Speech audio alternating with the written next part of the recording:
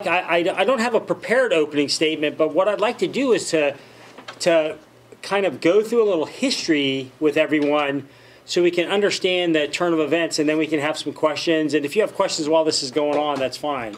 But I'd like this to be a little interactive. All right? So I've got some questions for you. When did Guam Memorial Hospital open? What year? The current building? The original and the current building. No. You have any idea? Decades ago. It was a long time ago, right? Yes. When did the original Naval Hospital open? Probably longer ago. Not too much different. Okay, so the original Naval Hospital opened in 1954. Okay? And it had about a 500-bed capacity, and they could surge to 600 beds. That's a pretty significant bed number, right? But at the time, 54, we're talking post World War II, we're going into Korea, and then eventually Vietnam. That's the surge levels we talk about. The original Guam Memorial Hospital opened in 56. So roughly about the same time as that happened. You're right, though. They redid it in 78.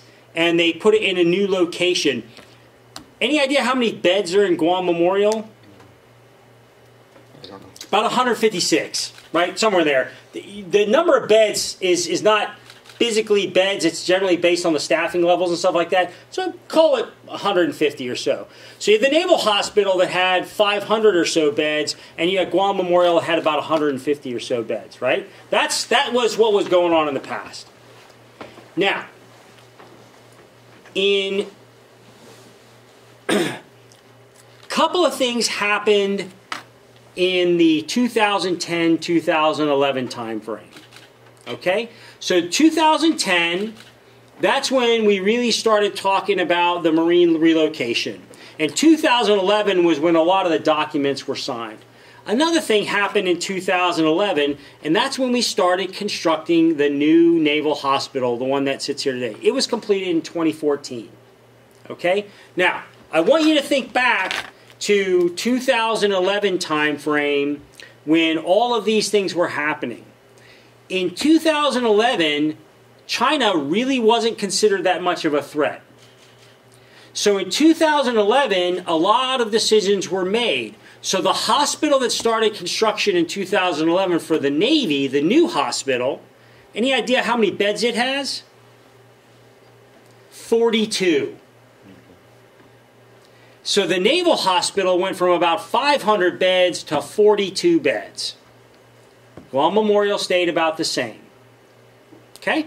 Is it capacity? What's that? Is it capacity or staff beds? Both. It's that the capacity, the old Naval Hospital physically had more space, okay, and it had more staff. But again, remember, decisions are made at the time based on the facts and assumptions that you have. And a decade ago, the facts and assumptions were, the assumptions were China wasn't going to be a threat, and so there was no need to do a lot of other stuff, right? Things have significantly changed since then. Also, what happened in 2011 was when the net negative policy was codified. And it said, from this point in 2011, the amount of land the Department of Defense has in Guam will be no bigger than it is today than it will be at the end of the buildup. Okay? Since 2011, over 300 acres of land have been transferred back, and thousands of submerged lands have been transferred back. Right? So we have already met the intent of net negative. We did not count the 8,000 plus acres that were transferred prior to 2011. We only counted from 2011 onward. Okay? So, let's keep going forward. 2014 time frame, what happened here on Guam? Not a lot with their build-up. No, but something came here that wasn't here before. The Korean missile. The THAAD missile defense. The world was changing. And so now we go from a time in 2011 where we weren't concerned about these sort of things. Fast forward just 3 years, there's a lot of concern for Guam. There's a lot of concern by the people of Guam. and the THAAD missile battery comes here. That wasn't planned to come here in 2011. Okay? So, we continue on from this time period. China continues to be a rising threat. Decisions are made, let's add more submarines here. We continue to go on, and a few other forces are added as we continue on the build-up for the Marine Corps that's coming here. Now we fast forward on where we are just a couple of years ago, and there's a realization that threats from missiles from China are much more significant threats from missiles from North Korea, and the need to put a permanent defensive system here for missile defense. We still were under the net negative policy, which said we will be no bigger at the end of the buildup than we were in 2011. So we have not pursued additional area. We've had to utilize all of the area that was left. Okay? Now, there's a lot of questions about excess land and what does that mean. Actually, very few people are asking what that means. There's a lot of assumptions about what that means. Okay? Excess land is a designation given to land that at the time of the designation there was no utility, there was no military utility for that land. So a determination is made, okay, at the time we're looking, we don't have any plans for any of this land. That does not automatically start a process for transfer of that land to the government of Guam, and then subsequently for the government of Guam to do whatever it just seems to do with it. It sometimes does. There's a process that goes through after something has been designated excess. There is a process of steps that has to go through to actually make that excess. Okay? Can we move on then to, or fast forward a little bit to 2021?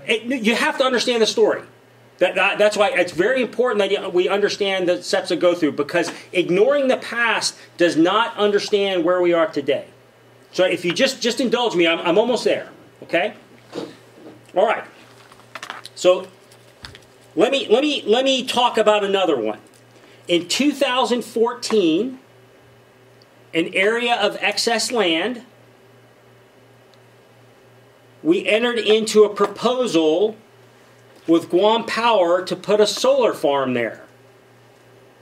Okay? Now, that was a lease. It wasn't a transfer of land. And what ended up happening? From 2014 to today, 2021, 2022 timeframe, the situation changed. And we realized we needed that land for the missile defense system. Is that would have been the Phase 3, GPA's Phase 3 solar facility? At South Finnegaisen. Yeah. Yeah, That's there. Okay. All right? So we pulled out of that agreement so we could then use that for missile defense. And as you know, in coming up with the missile defense system, we realized that moving the current defenses we have, THAAD, to that area made it work better. So we did. Okay? So as we look at the lands and as time changes, or as things change and the geopolitical situation changes, we have to reassess where we are. Okay? Today, with the exception of any parcels of land that are already in the transfer process that have started that formal transfer, there's no more excess land. The next report that we put out, as required by the NDAA, that lists the disposition of all DoD lands on Guam, will show that none of the stuff left is excess. Okay? So everything that was cited as eligible, that's no longer... Because we need the land now for the missile defense system. Okay. And so to understand that, when missile defense was first talked about here on Guam, many people believe that, oh, it's going to be a single site that will defend the entirety of Guam. But when we brought, and I explained this back in 2021 in the fall, we couldn't do that. We had to take that and break it into multiple sites to be able to do that. And in doing so, then we had to look at the existing DoD land and where each piece of that could go. And that's why we've ended up where we are today. Didn't you talk about that in 2022 as well? Yes, I've talked about it a number of different times. Okay, now, in 2021, in early 2021, then Secretary of the Navy Braithwaite proposed, per the governor's request, hey, some of the land that we have, and again, this is prior to us understanding the missile defense system, some of the land we have, maybe we can utilize that for a hospital. And in 2021, my predecessor, Admiral Manoni, identified, as you heard the governor say before, several different parcels of land, and she settled on Eagles Field. Come the fall of 2021, as we are now understood what missile defense was going to need, we looked at that area and said that is actually something that the engineers said we would really like to use for missile defense based on where it was. You probably remember a little bit of controversy about that in the media at the time, the governor and whatnot, okay? But because of the commitment that was made, the engineers went back and they said, can we make the system work without using that parcel of land to be able to use it for a hospital? They redesigned the entire missile defense system to make that work. Okay? All right. So, again, in 2014, when we completed the Naval Hospital that only had 42 beds, the number of people that we thought were going to be on Guam, the number of military personnel and dependents, is different than what we know today based on all of the other things that have to happen here. Okay? We, on average, send 4,000 military members or their family members from DoD medical facilities to local medical facilities for referrals, for specialty care that we do not have at the Naval Hospital or the clinics, or for specialty services that don't exist at the Naval Hospital or the clinics. That happens today. Every day, approximately 4,000 times a year. When that happens, the TRICARE system, that pays that facility. It pays that medical provider, whether it's a specialty that's in their own offices, or whether it's GMH or GMRC. We pay for those services because there are things, especially GRMC, there are things that they have there that we just don't have at the Naval Hospital. Okay, so as we look at the governor's request for an area to put a new hospital, and we look at the growing military population here, we look at the lack of specialty care within the DoD system here, we look at the lack of some specialty care within the civilian medical system here, right? Many people have to go to Hawaii or the Philippines.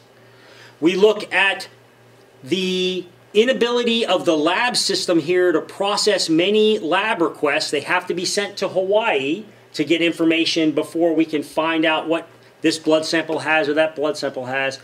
We got together and said, what's the best way to do this?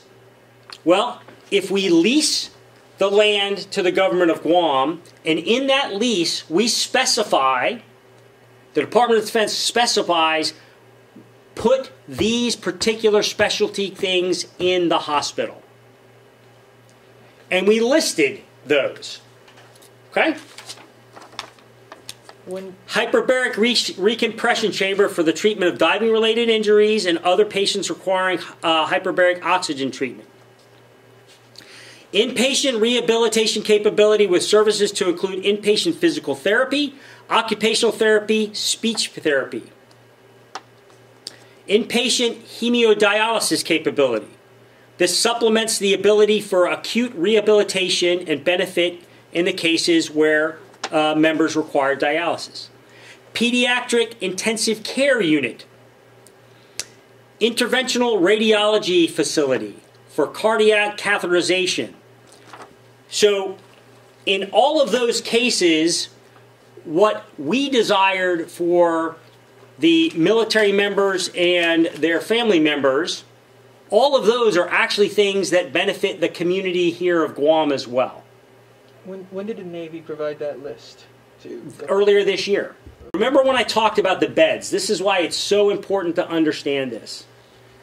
When the Naval Hospital, which was the largest medical facility in the island at 500 beds, again surged to 600 capacity, when it shut down, and now all you have is about 156 bed capacity at Guam Memorial plus GRMC, and I don't know that number there, About and only a 130, I think. how many? About 130. About 130. Okay, so now we're talking in the less than 250 range or so, maybe 270 range, and then only 42 beds for the medical.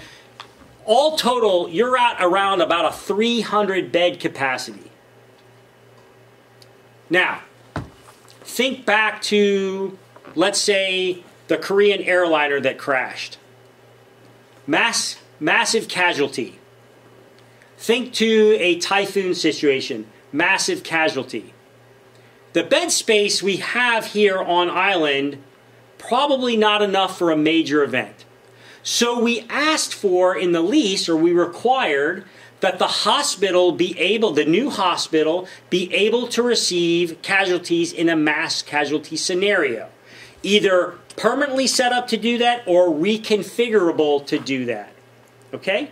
You can see the military utility in that, but you can also see the civilian utility in that if you have a some sort of a natural disaster or some sort of large accident. Right? And there are ways that's determined, that so many patients per hour and these sort of things, and the medical professionals have figured all of that out. So that was another thing that we put into the lease. The final thing that we put into the lease that is very military specific is a particular kind of landing pad. Now there's a helicopter pad at the Naval Hospital, and that helicopter pad can take smaller helicopters like the MH-60 Romeo that we fly with HSC-25, or the helicopters that the National Guard has here. What it cannot take is the MV or CV-22 tilt-rotor Osprey aircraft. That's because that aircraft requires a pad that is heat-resistant, because the engines actually maneuver from a horizontal to a vertical position for takeoff and landing, and then it flies like an aircraft. That's a military-only aircraft. You talked about that before, too. I did. I did. The Marines, when they're here, they will fly that type of aircraft. When it comes to casualty care, there's two things that influence the ability of a patient to survive. That's the time you can get them from the point of need to the hospital facility, and it's the number of mode changes that it takes to get to the hospital facility. So you want to reduce the time it takes to get a patient to the hospital, and you want to reduce the number of times they have to change from a helicopter to an ambulance to something else. If a Marine is injured, they can be loaded into an MV-22 Osprey aircraft, and they can be flown directly to the new hospital because the pad there will be able to take that aircraft. The U.S. Navy flies the CV-22 variant of that off the aircraft carriers. Now if we have a sailor that's injured at sea a long distance from here, and the medical facility on the carrier cannot take care of that patient, we can load them up on a CV-22, and that aircraft can fly directly to the hospital. That's a very military-specific use that we've requested in that. However, it has some enormous benefits for the region. Today, we fly our MH-60 Romeo helicopters to Saipan, to Tinian, and we pick up critical patients and we bring them back to Guam for care here. But if we're to take a patient, let's say in one of the northern islands of Pagan, that helicopter has to fly from Andersen Air Force Base to Saipan, refuel in Saipan, fly to Pagan. It only has a few minutes on the ground in Pagan to receive the patient, and then take off, fly to Saipan, refuel, and then fly to Guam. Once we have MV-22s here, in the same manner that we task HSC-25 and their MH-60 Romeo helicopters, we can task a Marine Corps MV-22 to do the same thing. Except in this case, it can take off straight from Anderson. It can fly significantly faster than a regular helicopter. It can land on Pagan without refueling in between. It can pick up a patient, take off, and fly directly to the new hospital. That is a life-saving capability we do not have today. The range of the Osprey aircraft, we can go to a lot of other islands and do the same thing. So there is enormous benefit in doing that. So when we put these things into the lease and said, okay, government of Guam, we'll agree to lease you this plot of land if you put these things into the hospital design, and if you do that, the cost of the lease is zero. You don't have to pay us because you have provided in-kind services to do these things that we've required. Now, if you were building a civilian hospital on your own, you probably wouldn't build a helipad in there capable of taking a M22 Osprey aircraft. It's an expensive pad to put in, but you can see the life-saving benefits on this. So this was part of the negotiations that happened to ensure that now there's a hospital that can receive a larger number of patients. It has specialty cares that don't exist here on Guam, or don't exist in the numbers here on Guam, or don't exist within the DoD facilities here on Guam.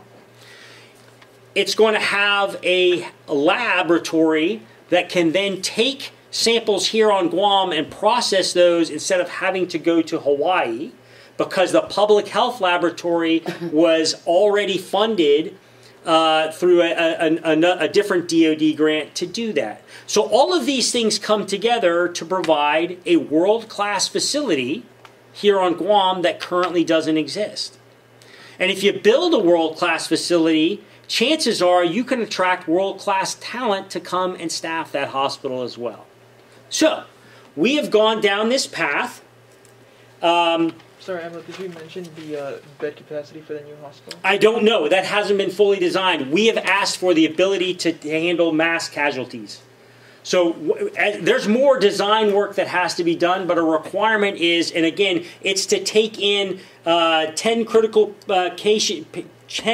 patients per hour, and there's some other refinements of that, but that will be defined.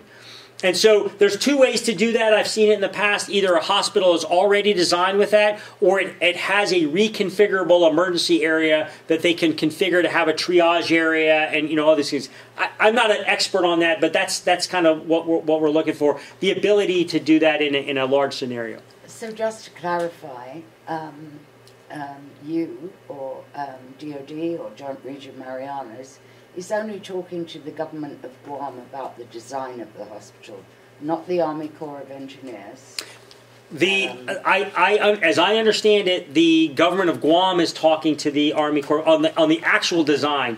We are just saying these are the specifications that must be in the hospital in order for us to get what we would desire out of it and be able to lease the land at zero cost. So the Navy will look at the design at some point, or it would be that the design they would likely come and say, well, actually, they just have to be able to provide those services when the hospital opens. So, but I mean, how far do you take that on trust with respect? Well, it's in the lease agreement. Okay. So I mean that's part of there. We haven't worked out the details of if we're going to look at that ahead of time. We've just specified these. This is the end state that we want you to achieve these capabilities in order to do this. So, Admiral, if Guam does none of those things, how much is the lease? Well, if Gov Guam decides not to sign the lease at all, we will repurpose that area for other military uses. And yesterday, so as this process has gone through, 2 weeks ago, as we finished the lease from the Department of Defense side, we provided congressional notification that we were planning to enter into a lease with the government of Guam. Congress had 14 days to review that notification. That expired yesterday afternoon, Guam time. At such time, I wrote a letter to the governor saying that the congressional notification had expired. We, the Department of Defense, are ready to go forward and sign the lease, but the government of Guam has to sign the lease first. From strictly a land usage Department of Defense issue, the only signatories we require are someone that can speak on behalf of land for Guam and realty for the Department of Defense. But Guam law requires the Attorney General to sign and also the governor. We defer to the Guam law for whoever they want to be signatories on that. But the lessee, the government of Guam, has to sign the lease first. Once they sign the lease, then the lessor, the Department of Defense, or actually the Department of the Navy, will sign the lease. Will you sign for it? I will witness it. We have a land attorney that's going to actually sign sign the lease. I'll be the witness on the Department of Defense side. But in the letter I sent to the governor saying we're ready to sign the lease because of congressional notification, we've done all the steps, including congressional notification. It also clearly states if the government of Guam chooses not to sign this lease within the next 30 days, then the Department of Defense reserves the right to revert the land to use for other military purposes. And what would those other military purposes be? Is it the missile defense? Because we've already redesigned the missile defense, it would likely be a housing area, military housing area. But that's not for sure. That's kind of my first guess, just based on where the land is. It's flat land. It's along a road. It is close to the Barragata barracks where we're going to have some of the missile defense stuff there. It might be a really good place for us to then put a nice housing area into. So, Admiral, if Guam just wanted to lease the property, pay for it, is that still an option? And how much would it cost? I don't have those numbers. It's significant. It's fair market value, so you're talking 112 acres. It's actually 102 acres plus a 10-acre easement, but we've put it all into one lease as 112 acres. And whatever the fair market value for it's pretty significant. I remember we looked at the numbers before, but that was the whole point. Is we don't want to lease the land for something that we're not going to get utility out of. That's why we wrote into the lease these specific things. Yes, ma'am. So the Department of Defense or the Department of the Navy has no involvement in the cost of building the hospital. No, that is. Now, if the governor of Guam later on comes and says, "Hey, we'd like a grant for this, that, and the other," but that's not anything that's happened now. This is for the government of Guam to get the funding, whether that is through whatever means, grants, whatever. We're not involved in that. We were just involved in the lease of the property and the definition of these are the things we want in the hospital. These are the capabilities that we require in the hospital in order to execute this lease. And I just want to go back to the Navy Secretary's letter that did state that Eagles Field would be listed under excess land. So what happened to that? Why is the Eagles Field under federal reserves? Again, although it was listed, the formal process for transfer had not happened. And again, when that letter in 2011 was done, that was prior to the missile defense engineers coming in and saying, this is what we need to do to defend the island. So at that time, there was a thought that it was just going to be, one location. When we realized it was multiple locations, at that point, we took all of the land that had been listed as excess but had not started the process for transfer, and we removed it from the excess list. The letter I was talking about was in January of 2021. Correct. Okay, so not 2011. I'm sorry, I meant 2021. I misspoke. 2021. But the missile defense engineers came after that, and that's when we started talking in the fall of 2021 when we had the discussion about it can't be in one location, it has to be in multiple locations. And that's when we went through and said, hold on, we can't, because the other thing is, if missile defense was in one location, it's a smaller amount of people, it's a smaller amount of stuff. You put it in multiple locations, it's more. So that's when we realize we've got to hold, on the Department of Defense side, we have to hold where we are right now until we can make sure that everything is sited. Is the Eagle Field location, is that the only plot of land that meets the requirements? For The hospital? there were 3 different plots of land that were offered, and that was the one that the governor had chosen. She has stated for a number of reasons why she chose that area. And If you what is have to- the Sorry. oh, go ahead. What's the impact of the missile defense system to the net negative policy? Again, net negative said from the time in 2011 to the end of the buildup, the Department of Defense shall have no more additional land. We already have less land today than we did in 2011. So just to stick with net negative. Sure. I mean, there's been some talk about net negative recently. So I understand what you're saying about this land, but all these developments, whatever survey comes out, does not mean that there's an end to net negative, right? It's really a process that may continue, may not continue, depending on. Am I correct? If the world changed today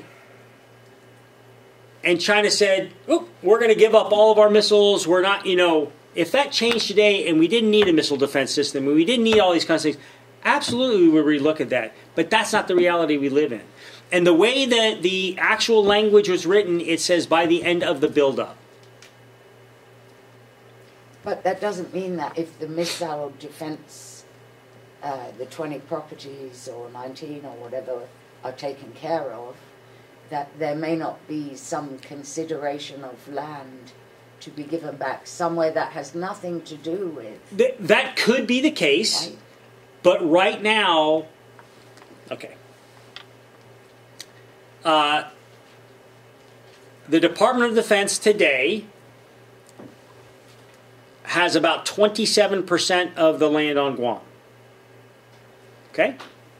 27%. So a little over a quarter of the land here on Guam, Department of Defense has.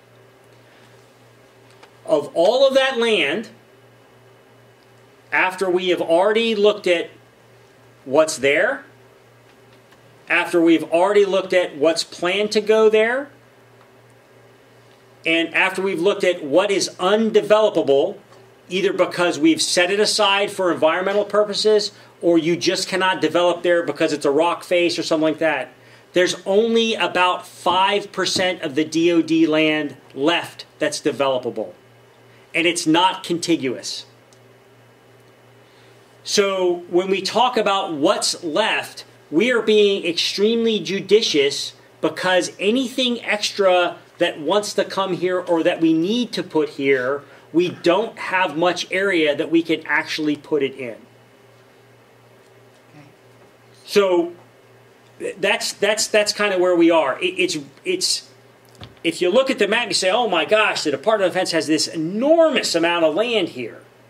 Of the land that we have, about 20% is set aside for environmental purposes that we won't develop on. That was part of the agreements that we made. A good portion of the land is already used up. Portions of the land are unusable because of the terrain.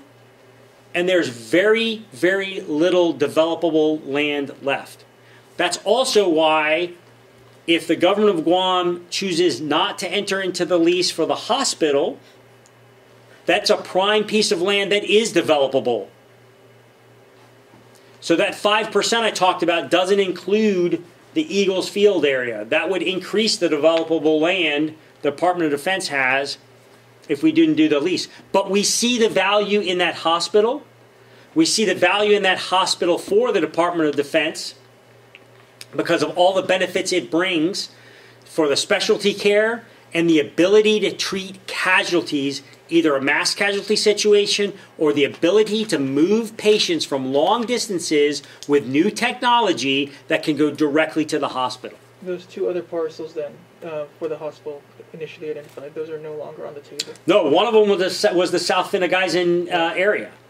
Right, so that's we're using that for missile defense. It was actually looked at as an area for the solar farm. That's off, and I don't remember what the other one was off the top of my head.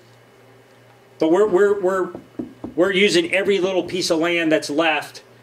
Everything that was already in the transfer process continues on. In fact, we just transferred. It was either earlier this year or late last year. The old USO area there at PD. So that's where we are. Yeah. So, Admiral, will there be an alternative site for GPA to lease for its solar farm?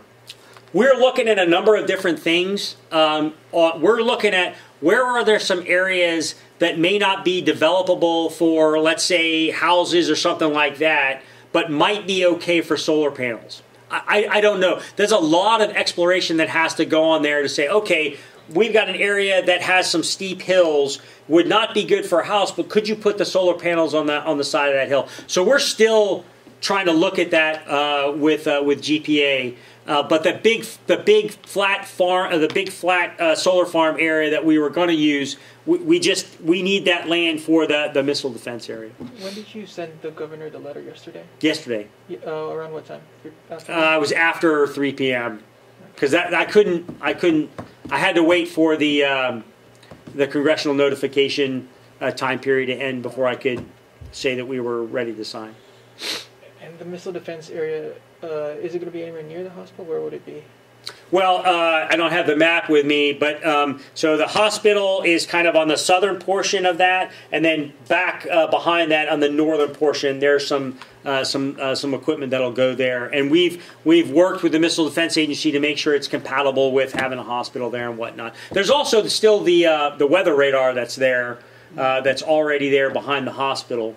And I think you discussed this earlier with regard to the requirements for the hospital and how military personnel use hospitals today. But the speaker did mention, she stated she didn't know what the priority of the hospital would be. I guess she doesn't have the. It's just like GMH. It's a hospital for the people of Guam, and just like GMH today, if it has a specialty that the Naval Hospital doesn't have, we send a referral. The referral, just like GMH does with GMRC. That's the normal process of how hospitals and healthcare does business. If you don't have the specialty care that you need, you send a referral to another facility. Another facility, if they have the space, they accept that referral. That other facility then receives the fund payment from whatever healthcare system is funding that. In the military case, that's TRICARE. That was painted. I really don't like the way that was painted because it was painted as some other way to do business. That is the standard, normal way business is done, not just on Guam, but anywhere in the United States. If one facility doesn't have it, if you go to your local provider and they can't do that, they send a referral to a specialty and they do it. That is normal business.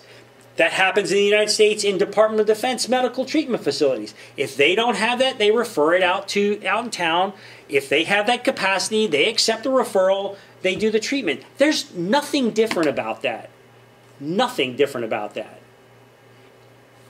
So, I'm sure you're aware of the situation in the region and also in Guam, and also to some extent in the U.S. mainland with veterans. Oh, yes.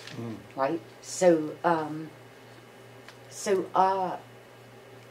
is that also a conversation that is only taking place between the governor and the Department of Veteran Affairs? Yes, because it's an often misconception that Veterans Affairs falls under the Department of Defense. It's a separate department, and you know that, right? But there's a lot of people that don't get that. So when I travel around the region, I often have engagements with veterans, but I can't directly do anything for them. I can influence some things. I can try, and I'll talk a little bit about that in a second. So that's a conversation that the government of Guam is having with Veterans Affairs. I know there's a desire. The governor stated a desire to put a veterans health clinic there. I think that's a great idea. I really do. Now, I would take that a step further. In my travels throughout the region, I go to FSM, I go to Palau. I meet with the veterans there. Okay? You may or may not know, and the public I think sometimes doesn't realize this, Palau, Federated States of Micronesia, and Republic of Marshall Islands, because they are Compact of Free Association states, their young personnel can enlist directly into the U.S. military even though they're foreign citizens. Just as the Philippines can do. Okay? Now, there's a little bit of a problem on the backside. Yes. Veterans care, the way the law is written, the VA can only provide health care benefits in the United States. It cannot provide it in a foreign country.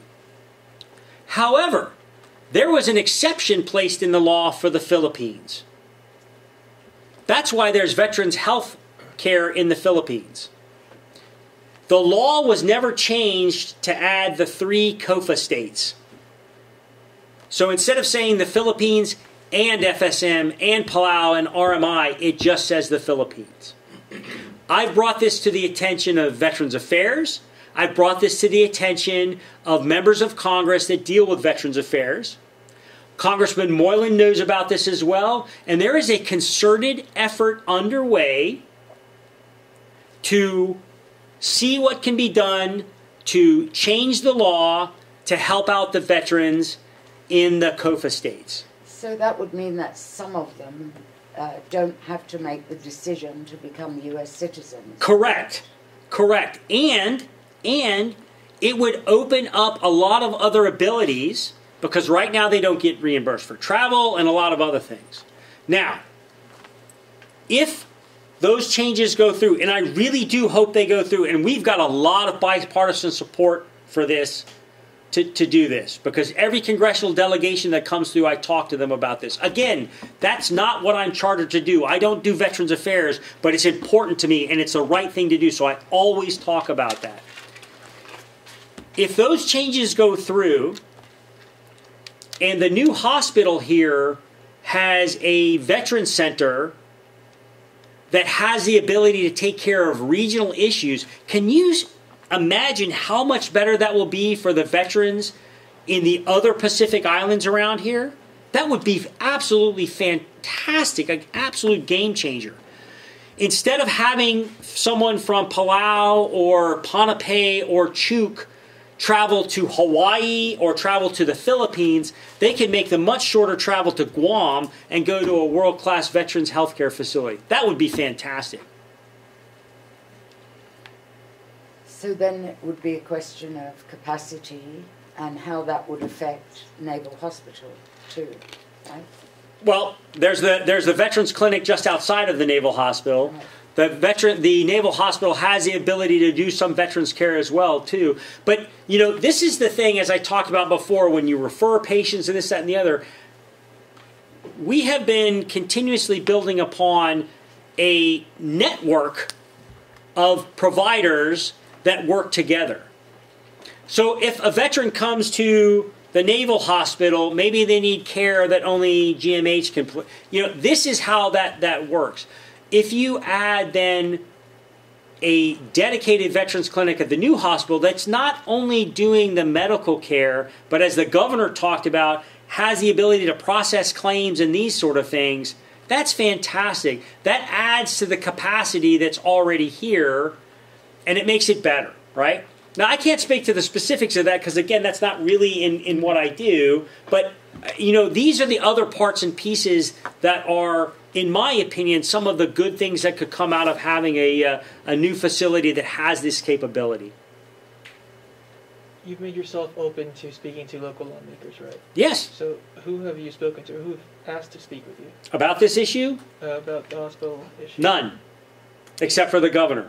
None of the legislature has said, hey, Admiral, can we talk to you about this? You spoke with him Tuesday? Not about this issue. Well, I take that back. Let me take that back. Prior to Tuesday, okay. that hadn't happened, right? All this, you know, discussions were going on and all that kind of stuff, and not once did any of the legislature pick up the phone and ask me to come talk to them or ask for a meeting or any of that kind of stuff. On what happened on Tuesday was the governor invited me, and the governor invited several members of the legislature to talk about this. On Tuesday, that's when I was able to have that discussion because I was invited to have that by the governor. Okay. Prior to that, there was, no one had asked me about it. And I'm very open. If someone had asked me about it, could have talked about all of these things. No one bothered. You mentioned that the portion of the missile defense system adjacent to the hospital site has been redesigned. Can you talk about maybe a status update on the missile defense system? Has it been completely designed? Yeah, so it's an iterative process, and I don't want to speak too much to it, but basically what's going on is we've done the siting. The technical analysis has been done. Yes, this can go here. Yes, this radar will have this azimuth of coverage, and this one will have it. That is all of the things that are going on. We have come down to a number of sites. It's looking pretty good. There's still a lot of adjustments that have to be done towards that, though. Because, as I talked about before, in this case, the direction given to us was to defend the island from 360 degrees, from azimuths from any location, from hypersonic, from ballistic, and from cruise missiles. Which means the way the radar faces and what kind of radar it is different. If you're looking for ballistic missiles, you're looking up high. If you're looking for cruise missiles, you're looking low. So this is multiple different kinds of radars, and it's multiple different kinds of missile interceptors. If you're trying to shoot down a ballistic missile, you need a particular kind of interceptor that can go very, very high and very, very far to hit that at the right place. If you're looking to shoot down a cruise missile, you need a different kind of missile that is not made to intercept something at a high altitude, but is made to intercept something at a low altitude. And there's different technology that takes place on that. So that's what's going on, is figuring out where each part and piece goes. They think that we've got it pretty dialed in. There's still a lot more work to do to site that, but we've got a pretty good indication of where the stuff is going to go. And now we're working through the next steps towards getting there. Some of the parts and pieces for this system have to be built. It's not like something that exists that we can just ship here. Some of the parts of the system are existing systems that do exist today that we can send here. It's just a matter of preparing the areas to receive those so we can be able to do that. There's a lot more work to be done, but we're really marching out very quickly to start to get the initial capability here as soon as possible. We really do have some initial capability here in the fact that we have the THAAD battery that's already here, but we're going to be adding to that with other systems.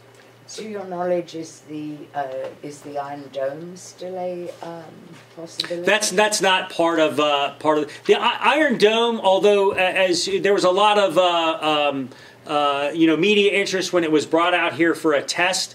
As I said back then, that test was to test how the Iron Dome system functions in a very high humidity tropical environment. We know it does very well in a desert-like environment. We didn't know how well it did out here. But the Iron Dome system is it is focused on particular types of threats. They're more short-range. It's not really optimized for the missile defense that we're putting in here, which is a little bit different. So that's not one of the systems that's really being looked at for this particular thing.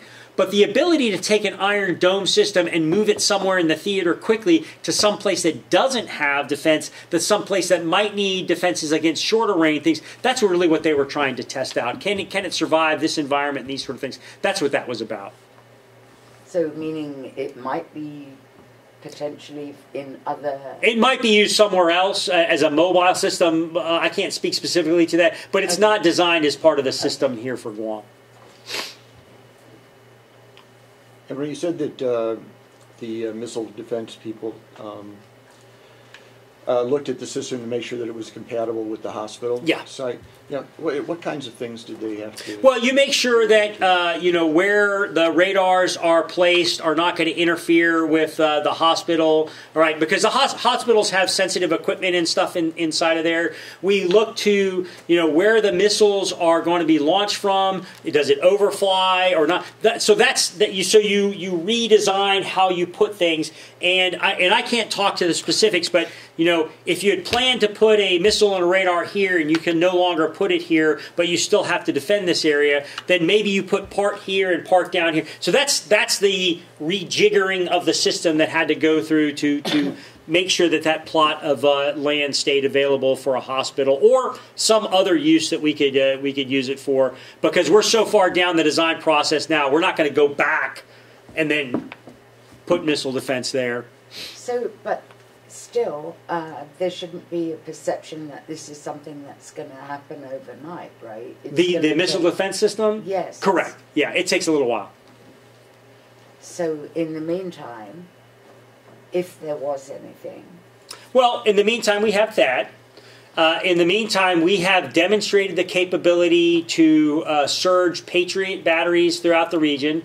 As you recall, last summer, during Exercise Valiant Shield, we moved one to Palau. We actually shot 2 Patriot missiles at a drone that was coming in, flying the profile of a threat missile. So we've demonstrated the ability to quickly move shorter range missile defense systems throughout the region. And we'll probably look to do that again in the future. But also, don't forget, we also have the Aegis weapon system that's on board ships and that we have on our cruisers and destroyers. And that supplements the THAAD system. And we have one of those that's available to defend as well. So that's already inherently a mobile capability that we can move around. So there's a lot of different ways that we can reposition the forces that we have to provide additional protection for Guam or Japan or any other place in the region if we feel that there's a threat to do that. Okay. So the missile defense system, will it have to go through the environmental impact process? Yeah. And will that kind of like set the timeline for when this is going to be completed? Yeah, there's a process to do that, and so that will do that. Now, what ends up happening is because again, components of the system are mobile components, so the environmental impact is quite a bit less than the permanent component. So that's all. That process will start later this year to go through that. So, but we're not.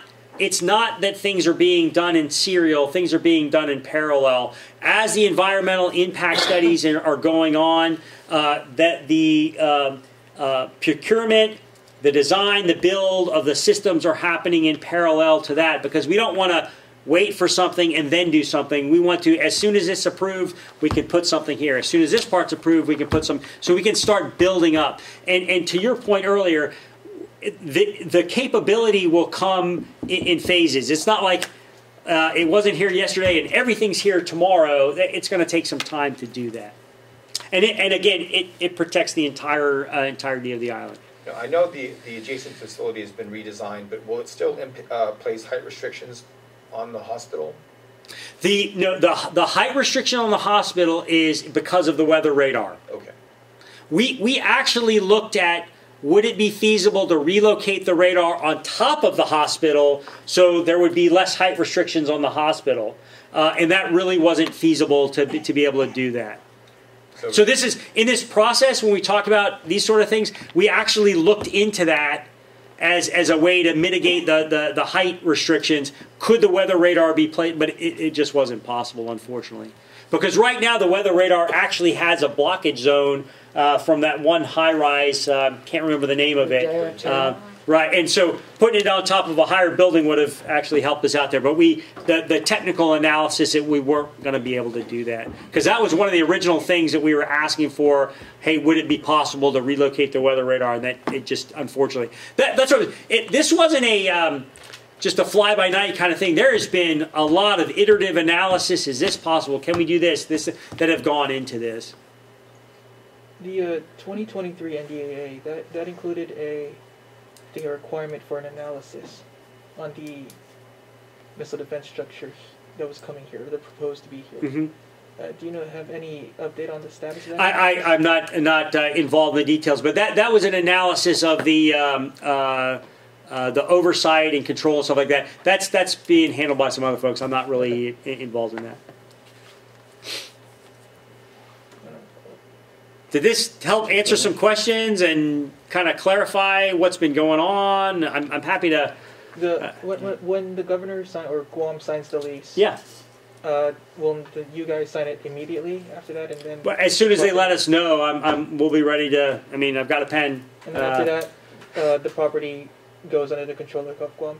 Yeah, they take control to do the things that they need to do to prepare the site and everything else that goes on there. We're really hands off in that there. Again, as long as they meet the defined criteria, then that and actually, and I don't want to get into all the details, but the way the lease is written, there's actually no payments done for the first amount of time, and then when the payments come due, they should have in place those in-kind requests that we've had. So then we've determined that, oh, okay, you have met the things that we've said done, and the value of that is equal to the lease, so you can continue to lease the property for $0, which is it's a good thing because there's no cost then to the government of Guam to lease the property.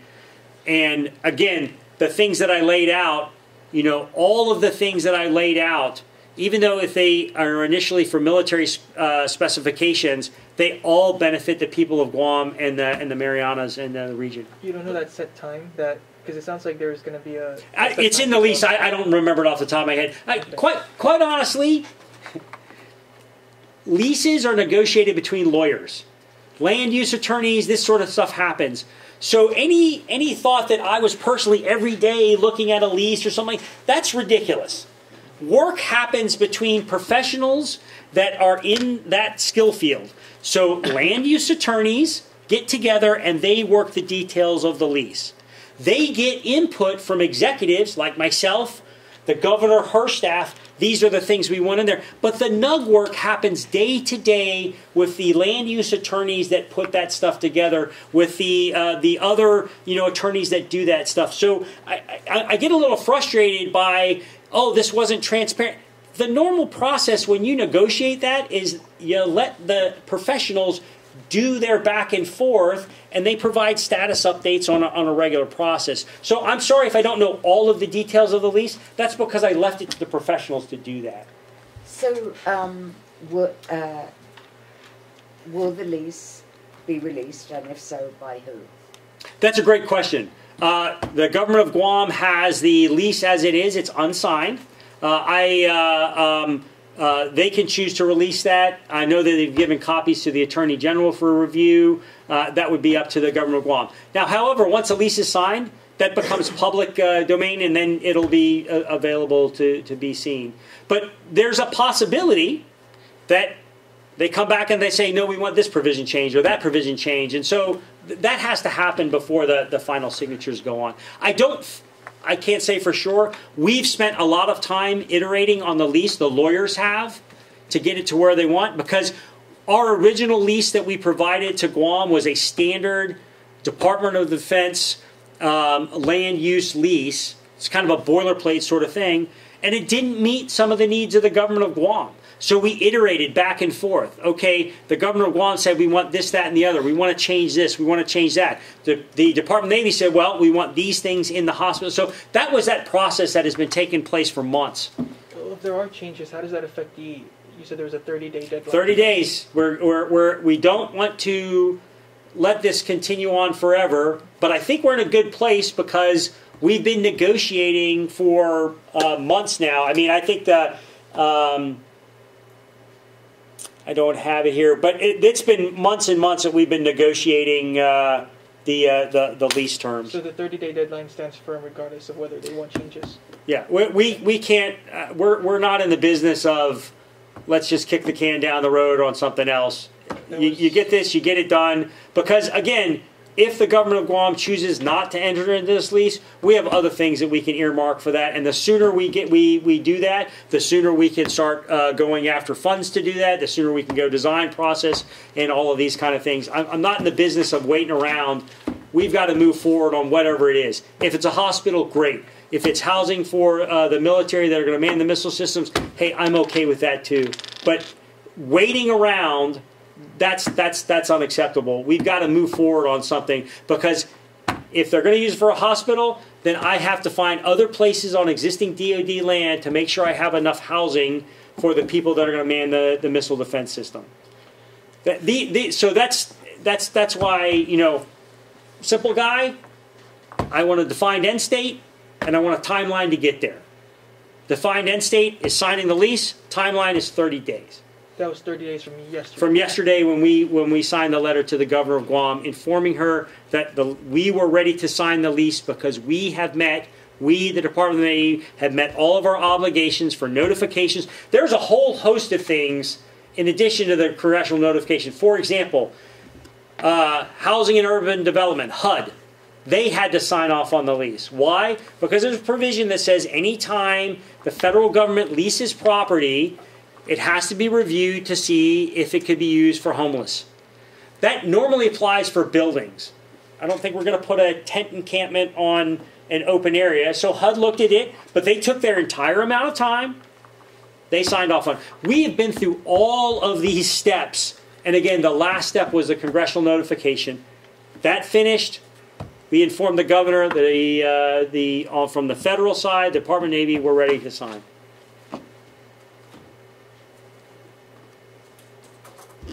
Any additional questions? I think we're Did this meet your needs for understanding what's going on here? I hope so. Thank you. I appreciate the time. Yeah, no problem. And if you had asked me several weeks ago to talk about this, I could have done the same sort of thing, but we were a different place in the process, but same sort of thing. This has been going on for a long time. We've been going through this. It's a normal course of how you do business when you negotiate a lease, how you do things. The difference is, you know, we put in the in-kind considerations. That was the work that we've done with the government of Guam. I think we're in a pretty good place, but it's up to the government of Guam. I'm not going to tell them what to do. But we've negotiated in good faith, and we'll see where it goes after this.